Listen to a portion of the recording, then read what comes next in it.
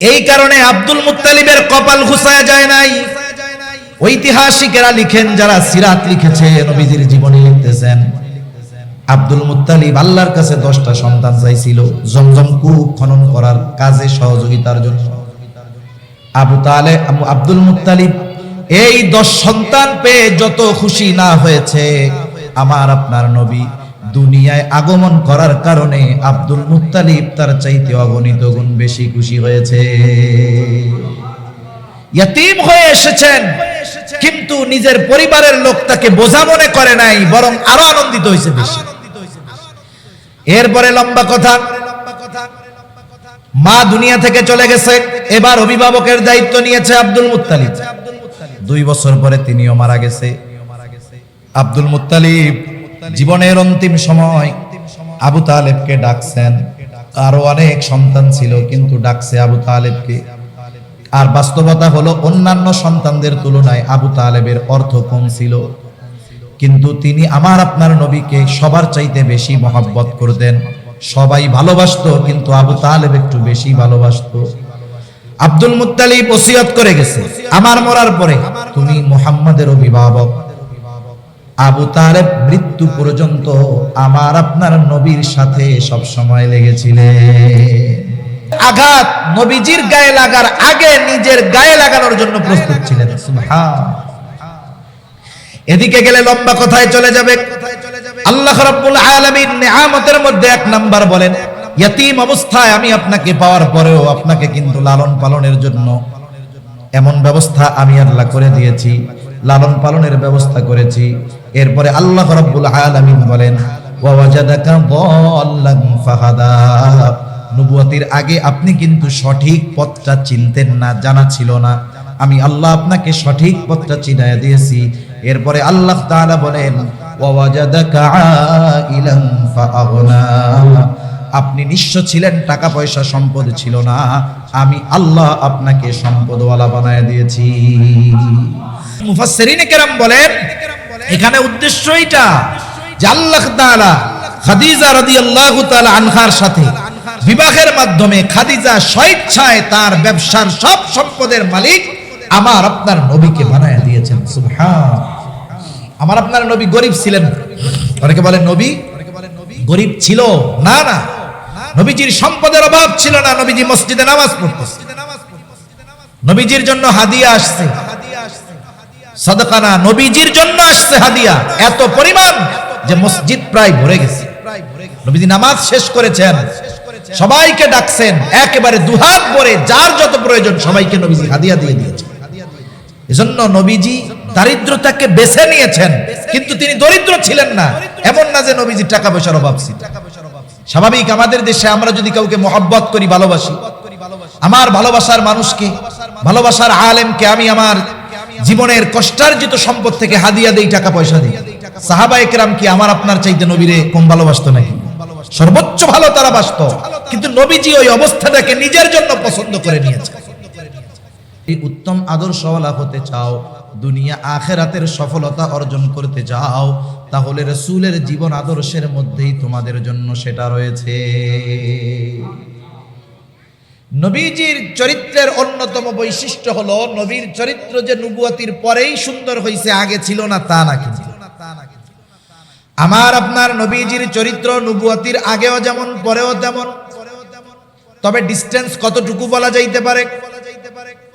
Distance এতটুকু, পার্থক্য এতটুকু বলা যেতে পারে। মনে করেন একটা স্বর্ণের বার অথবা বিস্কিট, যেটাই বলেন না কেন, আপনি বিদেশ থেকে এনেছেন, এখন ওই স্বর্ণটা দিয়ে কোনো গহনা টাকাটি কিচ্ছু বানান নাই, ঘরের মধ্যে রেখে দিয়েছেন 20 বছর। বলেন তো, কেনার সময় স্বর্ণ যেমন চকচক করতো, 20 বছর যদি ব্যবহার না করা হয়, উজ্জ্বলতা একটু কমতে পারে, স্বাভাবিক বিষয়। আবার যখন আপনি এটাকে স্বর্ণকারের কাছে নিয়ে যাবেন, একটু ধোয়া মোছা পরিষ্কার করে দিবে, আবার চকচক করা শুরু করবে। স্বর্ণের কালারটা একটু কমে যাওয়ার কারণে স্বর্ণের দাম কিন্তু কমে যাবে না। দাম চকচক করার আগেও যেমন পরেও তেমন। নবীজির যদি জীবনের দিকে খেয়াল করি, নবীজির জীবনটা আগেও স্বর্ণ, নবুয়তির আগেও স্বর্ণ, পরেও স্বর্ণ। শুধুমাত্র তফাৎ কোথায়? নবুয়তির মাধ্যমে আল্লাহ রাব্বুল আলামিন আমার আপনার নবীজির চারিত্রিক মাধুর্যতাকে বিশ্বব্যাপী আল্লাহ তাআলা ছড়ায় দিয়েছে।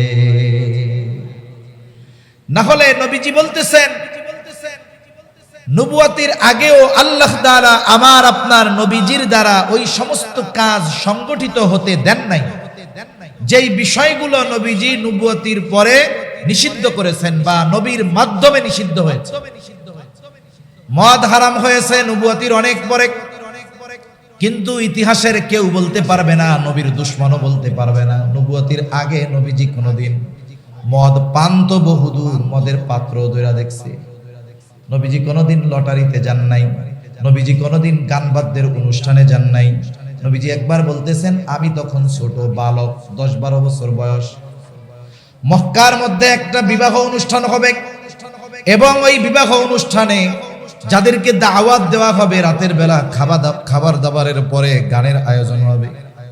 বিবাহ অনুষ্ঠানে গান বাদ্য এটা শুধু জাহেলিয়াতের সময় মক্কার কাফেররাই করতো না, বরং এখনকার সময় দেখা যায় অনেক মুসলমানের বিবাহের মধ্যে গান বাদ্য আছে না না।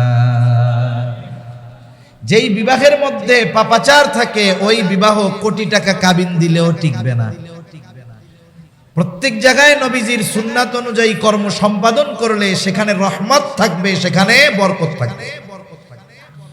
নবীজি তখন ছোট, বলতেছে আমি সবার সাথে গেলাম, খাবার দাবার শেষ, এখন মূল আয়োজন, নাচ গান শুরু হবে, সারা রাত এটা চলবে। যখন ঘোষণা হলো যে এখন অনুষ্ঠান শুরু হবে, সকলে দৌড় শুরু করে দিয়েছে।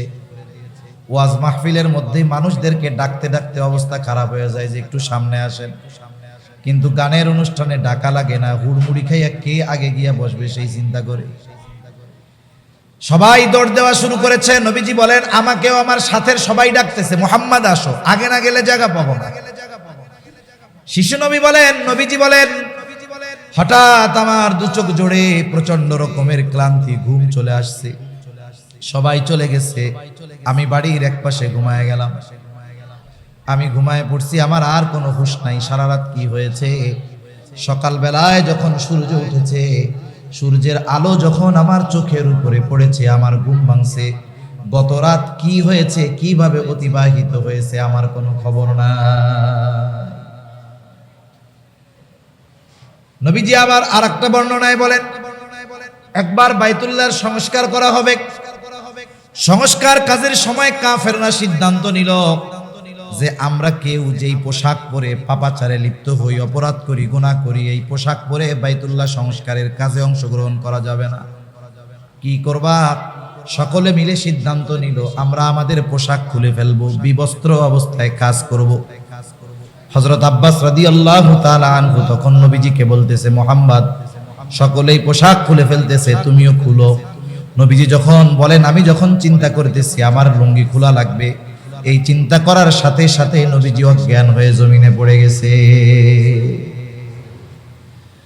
যে কথা বোঝানোর জন্য বলতেছি যে নবুয়তের পরে যেই সমস্ত বিষয় আল্লাহ নিষিদ্ধ করেছেন অথবা নবীর মাধ্যমে করিয়েছেন, এমন কোন কাজ আল্লাহ তাআলা নবুয়তের আগে আমার আপনার নবীজির মাধ্যমে সংগঠিত হতে দেন নাই। নবীজির চারিত্রিক সত্যায়ন নবুয়তের পরে শুধু আল্লাহ তাআলা করেছেন তা নয়, আমার আপনার নবীজির আল আমিন উপাধি যখন তিনি পেয়েছেন তখন বয়স হয়তো 20-এর ঘরে, তখনই মক্কার মানুষ উপাধি দিয়েছে আল আমিন, তখনই মক্কার মানুষ আমার আপনার নবীজিকে উপাধি দিয়েছে আস-সাদিক, সত্যবাদী, আমানতদার। শুধু তাই না, মক্কার কাফেররা নবীজিকে হত্যার ব্যাপারে অপচেষ্টা করেছে, কিন্তু কখনো নবীজির চরিত্রের ব্যাপারে অপবাদ দেওয়ার দুঃসাহস করতে পারে না। কাফেররা নবুয়তের পরে নবীজির থেকে মানুষদেরকে ঠেকানোর জন্য নবীর ব্যাপারে কয়েকটা শব্দ বলতো। জাহেলিয়াতের সময়ও হজ হইতো, তখনও মানুষ বাইতুল্লাহ জিয়ারত করার জন্য আসতো। হজের মৌসুমে মক্কায় ঢোকার যেই দরজাগুলো ছিল, রাস্তাগুলো ছিল, কুরাইশ কাফেররা প্রত্যেক জায়গায় প্রতিনিধি দাঁড় করায় দিত। ওদের কাজ কি? কাজ ছিল যে যারাই আসবে তোমরা ঘোষণা করবা যে আমাদের মক্কায় মুহাম্মদ নামে একজন লোক আছে। কেউরে বলতো যে বলবা যে সে কিন্তু পাগল, তার কাছে তোমরা কেউ যাবা না। আরেক রাস্তায় দাঁড়ায় আর একজন ঘোষণা করে, তো শোনো, মক্কায় মুহাম্মদ নামে একজন লোক আছে, সে কিন্তু জাদুকর, তার কাছে যাবা না। আর এক জায়গায় আর এক লোক দাঁড়ায় বলতো, শোনো, আমাদের এলাকায় একজন লোক আছে, নাম হলো তার মুহাম্মদ, সে কিন্তু কবি, তার কাছে যাবা না। আর এক রাস্তায় দাঁড়ায় আর একজন বলতো, শোনো, আমাদের এলাকায় একজন লোক আছে, তার নাম মুহাম্মদ, সে কিন্তু পাগল, তার কাছে কেউ যাবা না। একটু চিন্তা করে দেখেন, এই মানুষগুলো কেউ আমার আপনার নবীজির নামটা পর্যন্ত জানতো না। কাফেররা আমার আপনার নবীজির ব্যাপারে এই কথাগুলো যখন মানুষের কাছে বলতো, মানুষের বিষয় হলো আল ইনসানুন হারিসুন আলা মা মুনিআ, মানুষকে যেটা নিষেধ করা হয় সেটার প্রতি মানুষের আগ্রহ বেশি জাগ্রত হয়। ওরা চিন্তা করে, হস্ত একদিনের কাম, তাহলে একটু জাদুকরের জাদু দেখে আসে। এবার খুঁজতো কোথায় সেই মুহাম্মদ জাদুকর। এইবার আমার আপনার নবীর কাছে যাইতো। আসলে কি নবী জাদু জানে নাকি? নবী তো জাদু জানে না। নবীর কাছে যে যায়, নবী শুধু তাকে কোরআন শোনায় দেয়। এইবার যাইতো জাদু দেখার জন্য, যখন যার কাছে ওহী নাজিল হচ্ছে তার পবিত্র জবানে যখন কোরআনুল কারীমের তিলাওয়াত শুনতো, হায় রে, কোরআনের প্রভাব তো জাদুর প্রভাবের চাইতে অগণিত গুণ বেশি। এইবার জাদু দেখতে গিয়া কোরআনের তিলাওয়াত শুনে অনেকের অন্তরে হেদায়েতের বাতি প্রজ্বলিত হয়ে যাইত। যারে কেউ চিনত না তাকে কাফেররা চিনায় দিছে। অনেকে সাহিত্য মনা ছিল, কবিতা শোনার জন্য যাইত, দেখি কেমন কবিতা বলে। কবিদের সাহিত্যের যেই ভাষার অলংকার, ভাষা শৈলী, বর্ণনা শৈলী, শব্দ শৈলী, বাক্য শৈলী, এই সাহিত্যের যেই ভাষার সৌন্দর্য, তার চাইতে অগণিত গুণ বেশি সৌন্দর্য কোরআনুল কারীমের বর্ণনা শৈলী। এত অন্তমিল, ছন্দমিল, যেটা হৃদয়কে স্পর্শ করে। কেমন যেন যখন আমরা তাসবিহ পাঠ করি, একটা একটা করে টান দেই না আস্তে আস্তে সুন্দরভাবে, কোরআনের প্রত্যেকটা শব্দের মধ্যে ওই রকম অন্তমিল, ছন্দমিল আছে। এজন্যই আপনি সূরা ফাতিহা প্রত্যেক নামাজে পড়ার পরেও, শোনার পরেও কখনো অতৃপ্ত আপনি হন না, বরং মন চায় আরো যদি কেউ শোনায় তাইলে আরো ভালো লাগে। যখন কাফেররা কবিতা শোনার জন্য যাইতো, নবীজির জবানে যখন কোরআনের তিলাওয়াত শুনতো, চিন্তা করতো, আহারে, কবির কবিতা তো এর সামনে কোনো কিছুই না। অনেকের অন্তরে হেদায়েতের বাতি জ্বলে যাইতো। এইভাবে কাফেররা নবীজির থেকে মানুষদেরকে ঠেকানোর জন্য এই চারটা শব্দ ব্যবহার করত। বলতো জাদুকর, বলতো পাগল, বলতো কবি, বলতো গণক। আর আমার আপনার নবীর কাছে যখন মানুষ এই বিষয়গুলো দেখার জন্য যাইতো, কোরআন শুনে হেদায়েত পাওয়া যাইতো। শুধু তাই না, নবীজির চারিত্রিক সৌন্দর্যের সাক্ষ্য কাফেররা নিজেরাই দিয়েছে। আমার আপনার নবী যখন নবুয়তের পরে 3 বছর গোপনে দাওয়াত দিয়েছেন, 3 বছর, আল্লাহ তাআলা এবার নির্দেশ দিলেন, ওয়া আনদির আশিরাতাকাল আকরাবিন। এখন আর গোপনে দাওয়াত চলবে না, এবার আপনি প্রকাশ্যে দাওয়াত দেওয়া শুরু করেন। নবীজি প্রকাশ্যে দাওয়াত দিবেন, আত্মীয় স্বজন, বন্ধু বান্ধব, আশেপাশের সবাইকে একসাথে দাওয়াত দিতে হবে। কেমনে দাওয়াত দিবে? এখন তো আপনার যদি সব বন্ধুর কাছে আপনার কোনো কথা পৌঁছাইতে মন চায়, ফেসবুকে একটা স্ট্যাটাস দিলে হয়ে গেল, অথবা মেসেজ দিলেন, মোবাইল করলেন, হয়ে গেল। নবীজি চিন্তা করলেন কি করা যায়। নবীজি উঠে গেলেন সাফা পাহাড়ের উপরে। আরেক বর্ণনায় আসছে আবু কুবাইস পাহাড়ের উপরে উঠছেন, কিন্তু বাস্তবতা হলো সাফা পাহাড় আবু কুবাইস পাহাড়ের একটা অংশ। এজন্য দুইটা বর্ণনার মধ্যে কোনো দ্বন্দ্ব নাই, একই কথা। আমারে যদি কেউ ফোন দেয়, থানা কি এটা, কর্ণফুলী না? আমাকে যদি কেউ ফোন দেয়, আমি যদি বলি ঢাকা থেকে ফোন দিছে, আছেন কই? চট্টগ্রাম আছে। আমার যদি কেউ ফোন দেয়, আমি বলি যে এখন কর্ণফুলী আছে। এখন দুইজন যদি কয় উনি 2 রকমের কথা বললো কেন, আসলে কি 2 রকমের কথা হয়েছে নাকি? হয় নাই। নবীজি সাফা পাহাড় তথা আবু কুবাইস পাহাড়ের উপরে দাঁড়ায় গেলেন। আবু কুবাইস পাহাড়ের একটা বৈশিষ্ট্য ছিল, মক্কায় গিয়ে যদি কোনো অপরিচিত মানুষ, অভাবী মানুষ, দরিদ্র মানুষ, সেও যদি কোনো বিপদগ্রস্ত হতো, আবু কুবাইস পাহাড়ে উঠে যদি মক্কার মানুষের কাছে সাহায্য প্রার্থনা করত, মক্কার মানুষ ব্যক্তির দিকে নজর দিত না, ওই পাহাড়ের সম্মানার্থে মক্কার মানুষগুলো তাকে সাহায্য করার জন্য ছুটে আসতো। আজকে তো অপরিচিত সাধারণ কোন মানুষ এই পাহাড়ে ওঠে নাই, মক্কাবাসীকে আহ্বান করে নাই। আজকে আহ্বান করেছে আল আমিন, আজকে আহ্বান করেছে as-সাদিক। নবীজি যখন সবাইকে ডাকছেন, মক্কার সব মানুষ গিয়ে নবীজির পাশে উপস্থিত, পাহাড়ের সামনে উপস্থিত। নবীজি এবার উপস্থিত সবাইকে লক্ষ্য করে বলতেছেন, আমি যদি তোমাদেরকে এই কথা বলি যে এই পাহাড়ের পাদদেশে পেছন দিকে একদল অশ্বারোহী সৈন্য তোমাদের উপরে আক্রমণ করার জন্য ওত পেতে আছে, অপেক্ষমান, তোমরা কি আমার এই কথাকে বিশ্বাস করবা নাকি? নবীজি তাদের কাছে প্রশ্ন ছুড়ে দিলেন। উপস্থিত সকলে সমস্বরে বলতেছে, মুহাম্মদ, কেন নয়, অবশ্যই তোমার এই কথা আমরা বিশ্বাস করব, কারণ ইতিপূর্বে আমরা তোমাকে কখনো মিথ্যাবাদী পাই না। ইতিপূর্বে তুমি আমাদের সাথে কখনোই মিথ্যা কথা বলো না, আর আজকে বলবা এটা হতে পারে। চিন্তা করেন, 43 বছর বয়স তখন নবীজি। মক্কার কাফেররা বলতেছে ইতিপূর্বে তুমি কখনো মিথ্যা কথা বলো না। মনে রাখবেন, একটা মানুষ সে যদি বাস্তবে সত্যবাদিতার গুণ অর্জন করতে পারে, তার মধ্যে অন্যান্য সব গুণ সন্নিবেশিত থাকে। যেমন কোরআনুল কারীমে আল্লাহ তাআলা বলেছেন, তোমরা ইয়া আইয়ুহাল্লাযীনা আমানুত্তাকুল্লাহ হাক্কা তুকাতিহি, হে ঈমানদারেরা তোমরা আল্লাহকে ভয় করার মতো ভয় করো। ওয়ালা তামুতুন্না ইল্লা ওয়া আনতুম মুসলিমুন, মুসলমান না হয়ে মরো না। কোরআনুল কারীমের একটা বৈশিষ্ট্য হলো, কোরআনুল কারীমে আল্লাহ তাআলা শুধু বান্দাকে নির্দেশ দেন এমনটা নয়, বরং ওই নির্দেশ বাস্তবে পরিণত করার জন্য যা দরকার সেই দিক নির্দেশনাও আল্লাহ তাআলা দিয়ে দেয়। এজন্য আরেক জায়গায় আল্লাহ তাআলা বলেন, ইয়া আইয়ুহাল্লাযীনা আমানুত্তাকুল্লাহ, হে ঈমানদারেরা তোমরা আল্লাহ তাআলাকে ভয় করো।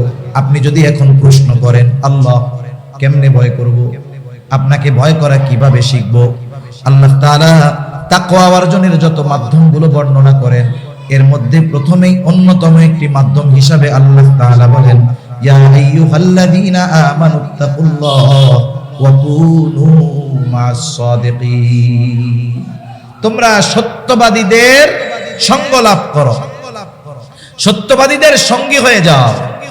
আল্লাহ তাআলা এখানে আবিদিন বলেন নাই যে তোমরা আবেদদের সঙ্গী হও, আল্লাহ তাআলা বলেন নাই যে তোমরা যারা দান সাদকা বেশি করে তাদের সঙ্গী হয়ে যাও। সাদিকিনদের সঙ্গী হওয়ার কথা কেন বলেছেন? বাস্তবেই ওই ব্যক্তি পরিপূর্ণ সাদিক হতে পারে যার মধ্যে বাকি সব গুণ পাওয়া যায়। আমার আপনার নবীজি ছিলেন সাদিক, সত্যবাদী। আমার আপনার নবীর চরিত্রের ব্যাপারে কাফেররাও আঙ্গুল তোলার সাহস পায় নাই, হত্যা করার চেষ্টা করেছে ঠিক, কিন্তু আফসোস আমার আপনার এই নবীজির সুন্দর চরিত্রের ব্যাপারে কিছু মুসলমানের ঘরে জন্ম নেওয়া ইসলাম বিদ্বেষী কিছু মানুষও আমার আপনার নবীজির চারিত্রিক ব্যাপারে অপবাদ দেওয়ার অপচেষ্টা করে। অনেকগুলো বিষয় নবীজির ব্যাপারে বলতে চায়, কিন্তু বাস্তবতা হলো তাদের এই দাবিগুলো সম্পূর্ণ ভ্রান্ত।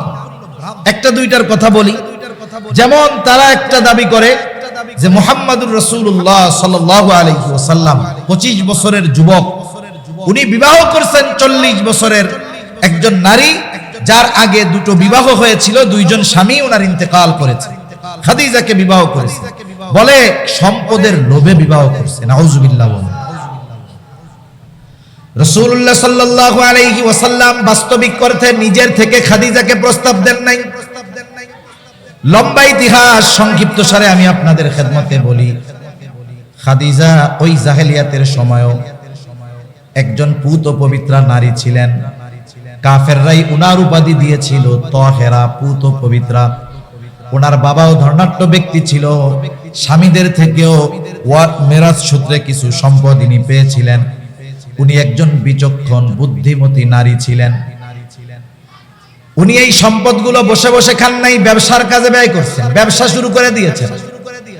তিনি একবার সিরিয়ায় একটা ব্যবসায়ী কাফেলা প্রেরণ করবেন, কিন্তু এই কাফেলা পরিচালনার জন্য একজন আমানতদার লোক দরকার, বিশ্বস্ত লোক দরকার। নবীজির বয়স তখন 22 বছর, খাদিজা রাদিয়াল্লাহু তাআলা আনহার বয়স হলো তখন 37 বছর। খাদিজা রাদিয়াল্লাহু তাআলা আনহা লোক খুঁজতেছেন, কিন্তু পছন্দসই কাউরে পান না। তখন আরবে একটু দুর্ভিক্ষ চলতেছিল, নবীজির চাচা আবু তালেব আমার আপনার নবীজিকে বলতেছে, মুহাম্মদ, যেহেতু খাদিজা ব্যবসার একজন প্রতিনিধি তালাশ করতেছে দায়িত্ব দেওয়ার জন্য, তুমি গিয়ে প্রস্তাবটা দাও, কারণ তোমার চরিত্রের ব্যাপারে সবার জানা আছে, তুমি প্রস্তাব দিলে সে তোমাকে নিয়ে নিবে। আল্লাহর নবী বলতেছে, না, আমি নিজের থেকে প্রস্তাব দিব না, সে যদি আমাকে প্রস্তাব দেয় তাহলে বিবেচনা করব। আবু তালেব চিন্তা করলেন হয়তো অন্য কেউ এই দায়িত্ব নিতে পারে। তিনি নিজের থেকে গিয়া খাদিজার কাছে আমার আপনার নবীজির ব্যাপারে বললেন যে, আপনি তো একজন বিশ্বস্ত মানুষ খুঁজতেছিলেন, আপনার ব্যবসায়ী কাফেলার প্রধান হিসাবে নিযুক্ত করে ব্যবসার কাফেলা সিরিয়ায় পাঠানোর জন্য আমার ভাতিজা মুহাম্মদ আছে। তিনি রাজি হয়ে গেলেন, কিন্তু আবু তালেব বলে, অসুবিধা হলো, প্রস্তাবটা আপনার নিজের থেকে দেওয়া লাগবে। আল্লাহর নবীর চারিত্রিক সৌন্দর্যে মানুষেরা এত মুগ্ধ ছিল।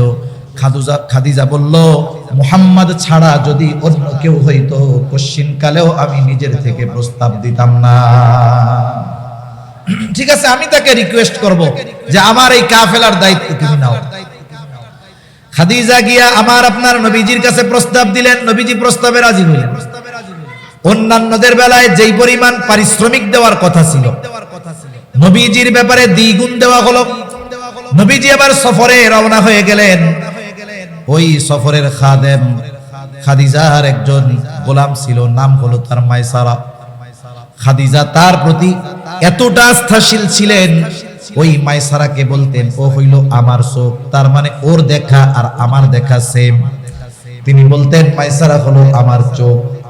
তিনি পাঠায় দিলেন মাইসারাকে যে পুরা কাফেলার ব্যাপারে তুমি মেইনটেনেন্স করবা, দেখবা, খেয়াল রাখবা, কোনো কিছুর প্রয়োজন হলে বিশেষ করে মুহাম্মাদের প্রতি নজর রাখবা। এইবার রওনা হয়ে গেল। প্রতিমধ্যে কিছু আজীব ঘটনা ঘটছে। খাদিজা রাদিয়াল্লাহু তাআলা আনহা মাইসারাকে বলে দিয়েছে, সফরের পূর্ণ ঘটনা আমাকে এসে শোনাইবা। ঘটনা কি?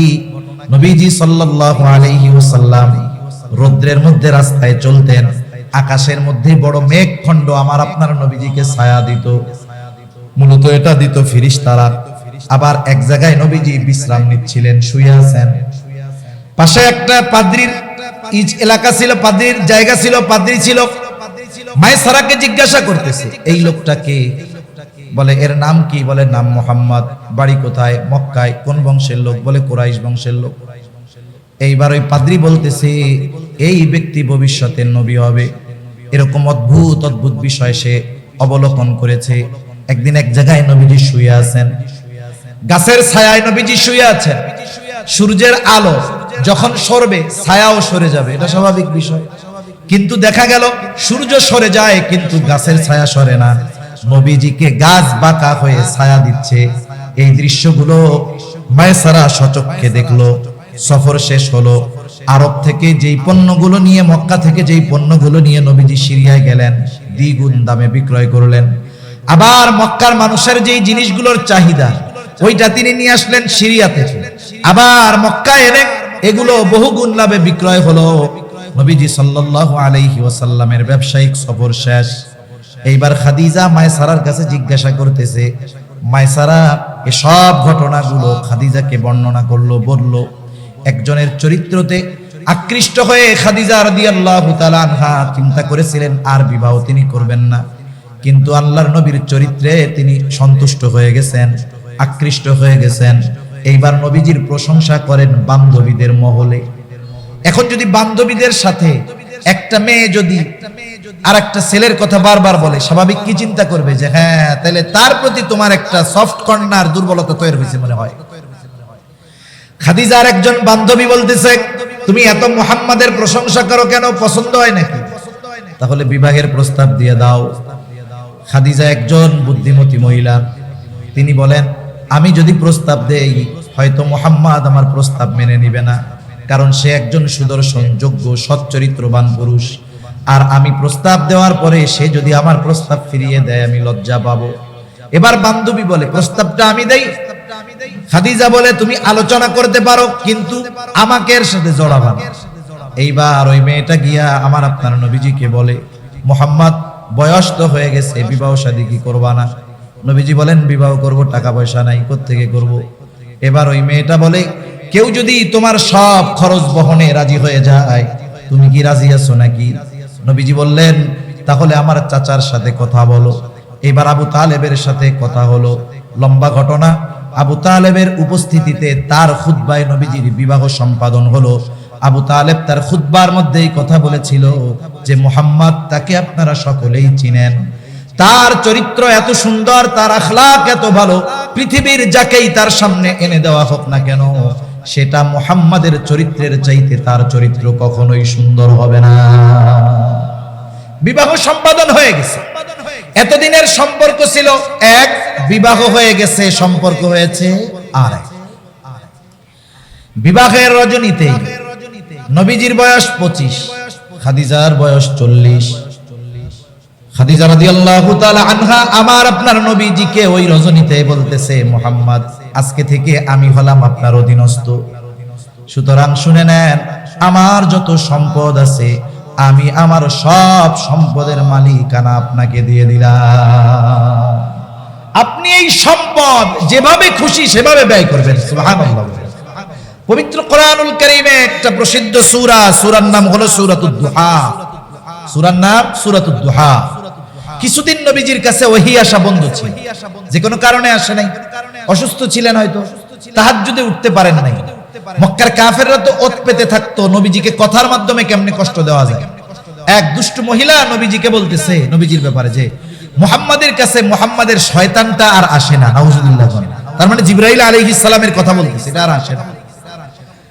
মুহাম্মাদের আল্লাহ মুহাম্মাদকে ভুলে গেছে। এই কথাগুলো যখন বলছে অন্তরে একটু কষ্ট লাগছে না? আল্লাহ তাআলা এটাকে কেন্দ্র করে সূরা দুহা নাযিল করেছেন। এই সূরা দুহার মধ্যে আল্লাহ তাআলা আমার আপনার নবীজিকে প্রদত্ত নবুয়তির আগের 3টা নিয়ামতের কথা বলছেন, গুরুত্বপূর্ণ 3টা নিয়ামত, যেগুলো নবুয়তির আগেই আল্লাহ তাআলা আমার আপনার নবীকে দিয়েছে। আল্লাহ রাব্বুল আলামিন বলেন, মা ওয়াদ্দাআকা রাব্বুকা ওয়া মা ক্বালা ওয়ালাল আখিরাতু খায়রুল লাকা মিনাল উলা ওয়ালা সাওফা ইউতিকা রাব্বুকা ফাতারদা আলাম ইয়াজিদকা ইয়াতীমান ফাআওয়া। আপনার রব আপনারে ভুলেও নাই, ছেড়েও দেয় নাই, বরং শুনে রাখেন, আপনার প্রত্যেকটা প্রেজেন্ট, প্রত্যেকটা বর্তমান, প্রত্যেকটা ভবিষ্যৎ আপনার বর্তমানের চাইতে উত্তম। যদি ধরেন কথাটা কেমন, আপনার এই মুহূর্তটা যেমন, তার পরের মুহূর্ত আরো আপগ্রেড, তারপরের মুহূর্ত আরো আপগ্রেড। তার মানে যত ভবিষ্যৎ আসবে আপনার শান মান মর্যাদা তত উঁচুতে উঠতে থাকবে। সুবহানাল্লাহ। সময়ের সাথে সাথে শুধু আপনার সম্মান বাড়বে, দুনিয়ায়ও বাড়বে, আখিরাতেও। ওয়ালাল আখিরাতু খায়রুল লাকা মিনাল উলা ওয়ালা সাওফা ইউতিকা রাব্বুকা ফাতারদা। অচিরেই আপনার রব আপনাকে এত কিছু দিবেন যে আপনি খুশি হয়ে যাবেন। আরে হাবিব, আপনি শুনে নেন, আমি তো আপনাকে নবুয়তি দেওয়ার আগেই ভুলে যাই নাই। যখন আপনাকে নবুয়তি দেই নাই, নবুয়তি দেওয়ার পরে তো আপনার সব ইন্তজাম করার জিম্মাদারি আমি আল্লাহ। ওই অবস্থার আগে আমি ভুলি নাই, আর এখন আপনারে ভুলে যাব, এটা হয় কেন? আল্লাহ রাব্বুল আলামিন বলেন, আলাম ইয়াজিদিকা ইয়াতীমান ফাআওয়া। আমি কি আপনাকে ইয়াতীম অবস্থায় পাই নাই? ইয়াতীম অবস্থায় পেয়ে আপনাকে আমি ছেড়ে দেই নাই, আপনার লালন পালনের ব্যবস্থা করেছি। কেমনে আল্লাহ করছেন? স্বাভাবিকভাবে আমাদের সমাজে কি হয়, মনে করেন একজনের ছেলে বিবাহ করছে, ওই ছেলের স্ত্রীর পেটে সন্তান, আল্ট্রাসোনোগ্রাম করে জানছে ছেলে হবে। তাহলে বলেন তো ওই বাড়ির দাদা খুশি হয় না বেজার হয়?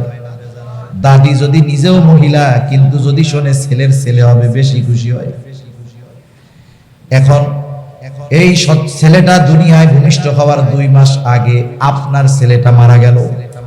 বলেন তো এতকাল যেই আনন্দ ছিল যে আপনার নাতি আসবে, ছেলের ঘরের নাতি, ছেলে যখন মারা যাবে ছেলের ঘরের নাতির আগমন আপনাকে আর আনন্দিত করবে না। তখন কপাল ঘুচায়া যাবে যে হায় রে, এখন যদি দুনিয়ায় আসে কে খাওয়াবে, কে লালন পালন করবে? দাদির মুখেও হাসি নাই, দাদার মুখেও হাসি নাই, চাচার মুখেও হাসি নাই। কিন্তু আমার আপনার নবী দুনিয়ায় আসার আগে আমার আপনার নবীর পিতা, এই কারণে আব্দুল মুত্তালিবের কপাল ঘুচায়া যায় নাই। ঐতিহাসিকেরা লিখেন, যারা সিরাত লিখেছে, নবীজির জীবনী লিখতেছেন, আব্দুল মুত্তালিব আল্লাহর কাছে 10টা সন্তান চাইছিল জমজম কূপ খনন করার কাজে সহযোগিতার জন্য। আব্দুল মুত্তালিব এই 10 সন্তান পেয়ে যত খুশি না হয়েছে, আমার আপনার নবী দুনিয়ায় আগমন করার কারণে আব্দুল মুত্তালিব তার চাইতে অগণিত গুণ বেশি খুশি হয়েছে। ইয়াতীম হয়ে এসেছেন, কিন্তু নিজের পরিবারের লোক তাকে বোঝা মনে করে নাই, বরং আরো আনন্দিত হয়েছে বেশি। এরপরে লম্বা কথা, মা দুনিয়া থেকে চলে গেছে, এবার অভিভাবকের দায়িত্ব নিয়েছে আব্দুল মুত্তালিব। 2 বছর পরে তিনিও মারা গেছে। আব্দুল মুত্তালিব জীবনের অন্তিম সময় আবু তালেবকে ডাকছেন। আরো অনেক সন্তান ছিল, কিন্তু ডাকছে আবু তালেবকে। আর বাস্তবতা হলো অন্যান্য সন্তানদের তুলনায় আবু তালেবের অর্থ কম ছিল, কিন্তু তিনি আমার আপনার নবীকে সবার চাইতে বেশি মহব্বত করতেন। সবাই ভালোবাসতো, কিন্তু আবু তালেব একটু বেশি ভালোবাসতো। আব্দুল মুত্তালিব ওসিয়ত করে গেছে, আমার মরার পরে তুমি মুহাম্মাদের অভিভাবক। আবু তালেব মৃত্যু পর্যন্ত আমার আপনার নবীর সাথে সব সময় লেগেছিলেন। এর আঘাত নবীজির গায়ে লাগার আগে নিজের গায়ে লাগানোর জন্য প্রস্তুত ছিলেন। সুবহানাল্লাহ। এদিকে গেলে লম্বা কথায় চলে যাবে। আল্লাহ রাব্বুল আলামিন নিয়ামতের মধ্যে 1 নাম্বার বলেন, ইয়াতীম অবস্থায় আমি আপনাকে পাওয়ার পরেও আপনাকে কিন্তু লালন পালনের জন্য এমন ব্যবস্থা আমি আল্লাহ করে দিয়েছি, লালন পালনের ব্যবস্থা করেছি। এরপরে আল্লাহ রাব্বুল আলামিন বলেন, ওয়া ওয়াজাদাকা দাল্লান ফাহাদা। নবুয়তের আগে আপনি কিন্তু সঠিক পথটা চিনতেন না, জানা ছিল না, আমি আল্লাহ আপনাকে সঠিক পথটা চিনায়া দিয়েছি। এরপরে আল্লাহ তাআলা বলেন, ওয়া ওয়াজাদাকা আইলান ফাআগনা। আপনি নিঃস্ব ছিলেন, টাকা পয়সা সম্পদ ছিল না, আমি আল্লাহ আপনাকে সম্পদওয়ালা বানায় দিয়েছি। মুফাসসিরিনে কেরাম বলেন, এখানে উদ্দেশ্য এটা যে আল্লাহ তাআলা খাদিজা রাদিয়াল্লাহু তাআলা আনহার সাথে বিবাহের মাধ্যমে খাদিজা স্বেচ্ছায় তার ব্যবসার সব সম্পদের মালিক আমার আপনার নবীকে বানায় দিয়েছেন। সুবহানাল্লাহ। আমার আপনার নবী গরিব ছিলেন। অনেকে বলেন নবী গরিব ছিল না, না, নবীজির সম্পদের অভাব ছিল না। নবীজি মসজিদে নামাজ পড়তেন, নবীজির জন্য হাদিয়া আসছে, সাদাকা না, নবীজির জন্য আসছে হাদিয়া এত পরিমাণ যে মসজিদ প্রায় ভরে গেছে। নবীজি নামাজ শেষ করেছেন, সবাইকে ডাকছেন, একেবারে দুহাত ভরে যার যত প্রয়োজন সবাইকে নবীজি হাদিয়া দিয়ে দিয়েছেন। এজন্য নবীজি দারিদ্রতাকে বেছে নিয়েছেন, কিন্তু তিনি দরিদ্র ছিলেন না। এমন না যে নবীজি টাকা পয়সার অভাব ছিল। স্বাভাবিক আমাদের দেশে আমরা যদি কাউকে মহব্বত করি, ভালোবাসি, আমার ভালোবাসার মানুষকে, ভালোবাসার আলেমকে আমি আমার জীবনের কষ্টার্জিত সম্পদ থেকে হাদিয়া দেই, টাকা পয়সা দেই। সাহাবায়ে কেরাম কি আমার আপনার চাইতে নবীরে কম ভালোবাসতো নাকি? সর্বোচ্চ ভালো তারা বাসতো, কিন্তু নবীজি ওই অবস্থাটাকে নিজের জন্য পছন্দ করে নিয়েছে। এজন্য রাসূলুল্লাহ সাল্লাল্লাহু আলাইহি ওয়াসাল্লাম সম্পদের লোভে খাদিজাতুল কুবরা রাদিয়াল্লাহু তাআলা আনহাকে বিবাহের প্রস্তাব দেন নাই, বরং মূলত নবীজির চারিত্রিক সৌন্দর্যে মুগ্ধ হয়ে স্বয়ং খাদিজা নিজেই নবীজিকে বিবাহের প্রস্তাব দিয়েছে। এজন্য নবীজির ব্যাপারে এই অপবাদ যারা দেয়, নিঃসন্দেহে তারা ইসলামের দুশমন, নবীজির দুশমন। ঠিক কিনা বলেন? আরো অনেক বিষয় নবীজির ব্যাপারে তারা বলতে চায়। তারা বলে নবীজি অনেক বিবাহ করছে। আরে বলো, যতগুলো বিবাহ করছে একটা মাত্র কুমারী ছিল, ছোট। আর এছাড়া প্রত্যেকেরই এক বা একাধিক বিবাহ ছিল। নবীজি সাল্লাল্লাহু আলাইহি ওয়াসাল্লাম কোন বিবাহ নিজের ইচ্ছায় করেন নাই, যতক্ষণ না আল্লাহ তাআলার পক্ষ থেকে নির্দেশ এসেছে। নবী নিজে করেন নাই। সাথে সাথে খাদিজা রাদিয়াল্লাহু তাআলা আনহার সাথে প্রায় 24 বছরের সংসার নবীজির। খাদিজার প্রতি নবীজির এত মহব্বত, ভালোবাসা ছিল, নবীজি বলতেন, খাদিজা যদি জীবিত থাকতো তাহলে খাদিজার বর্তমানে আমি অন্য কাউকে স্ত্রী হিসাবে গ্রহণ করতাম না। সাথে সাথে আবার দেখেন, তারা এই অপবাদ দেয়। আবার আরেকটা বিষয় নিয়ে বলে মুহাম্মদ নিজের ছেলের বউরে বিবাহ করছে। নাউজুবিল্লাহ। আরব সমাজে তখন একটা কুপ্রথা ছিল, নিজের ঔরসজাত সন্তান আর পালক পুত্রকে এক মনে করা হতো। পালক পুত্র আর নিজের পুত্র এটা এক না, এদের মাসালা তফাৎ আছে, কিন্তু ওরা মনে করতো দুইটাই এক। এজন্য নিজের সন্তানকে যেমন সম্পদের ওয়ারিশ বানাইতো, তারেও বানাইতো, কিন্তু এটা ইসলামী শরীয়তে নিষেধ। আরবে এই বিষয়টা দীর্ঘকাল চলে আসতেছে। হযরত যায়েদ রাদিয়াল্লাহু তাআলা আনহুর সাথে নবীজির ফুফাতো বোন যায়েনাব বিনতে জাহাশের বিবাহ হয়েছে। দুজনের মধ্যে বনাবনি হয় না, নবীজি অনেক চেষ্টা করছেন, কিন্তু এক সময় ছাড়াছাড়ি হয়ে গেছে। শেষ করে দিব 2-3 মিনিটের মধ্যে, 2-3 মিনিটের মধ্যে শেষ। যায়েনাব বিনতে জাহাশ ছাড়াছাড়ি হয়ে গেছে। এখন নবীজি কি করলেন?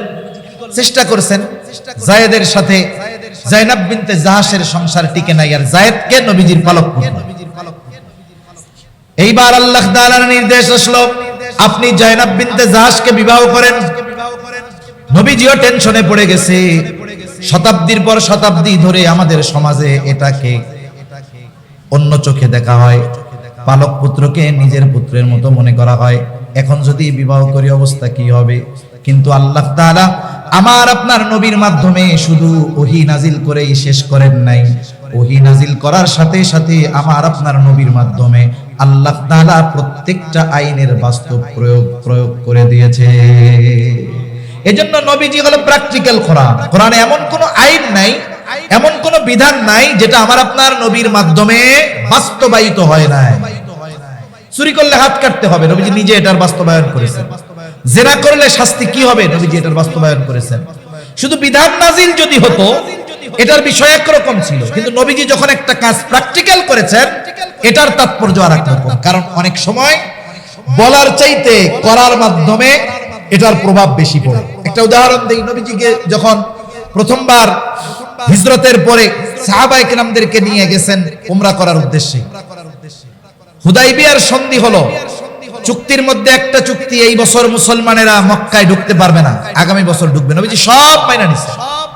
আর এই হুদাইবিয়ার সন্ধি দেখতে এমন ছিল যে প্রত্যেকটা ধাপ কাফেরদের পক্ষে, প্রত্যেকটা শর্তে যেন কাফেররা জয়ী হয়ে গেছে।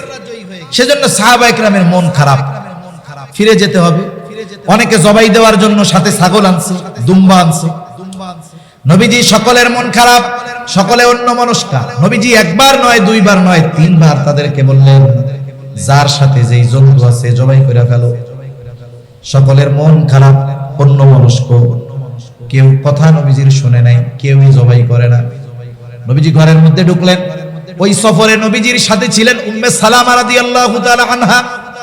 যখন নবীজি উম্মে সালামা রাদিয়াল্লাহু তাআলা আনহার কাছে গিয়ে বললেন, অবস্থা তো এই, কি করা যায়?